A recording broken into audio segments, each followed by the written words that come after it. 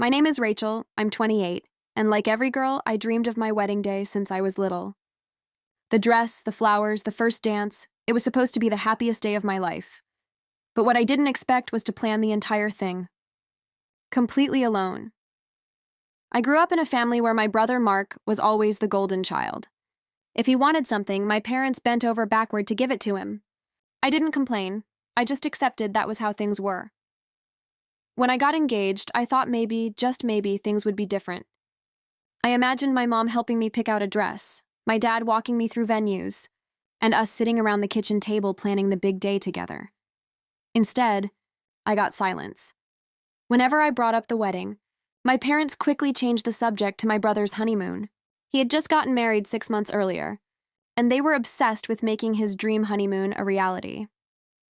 "We're booking him and his wife a trip to Italy," my mom said one evening, her eyes sparkling. "They'll see Rome, Venice, Florence. It's going to be magical." I smiled politely, but inside, I was breaking. Every time I asked for help, whether it was with the guest list, the catering, or even just emotional support, I was brushed aside. "Rachel, you're independent," my dad said. "You'll figure it out." So I figured it out, alone. I worked overtime at my job to pay deposits. I visited venues by myself, tasting cakes with no one at my side. I spent hours scrolling through websites, trying to make decisions I thought my mom would have guided me through. When I finally bought my wedding dress, I stood in front of the mirror in the bridal shop, surrounded by strangers, holding back tears. It wasn't supposed to be this way. Then came the breaking point. A week before my wedding, I overheard my parents bragging on the phone to relatives, not about my big day, but about how they had splurged on first-class tickets for Mark and his wife to Europe. My wedding wasn't even mentioned. That night, I confronted them. "Do you even care about my wedding?" I asked, my voice shaking. My dad sighed. "Rachel, weddings are just one day, but experiences like Mark's honeymoon, they're once in a lifetime." I couldn't believe what I was hearing.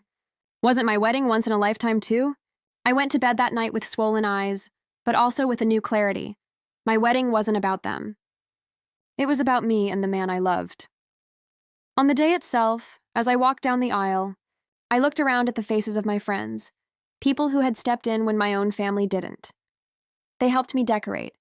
They sat with me when I cried, and they made sure I didn't feel completely alone. And when I saw my husband waiting at the altar, everything else faded. Yes, my parents failed me.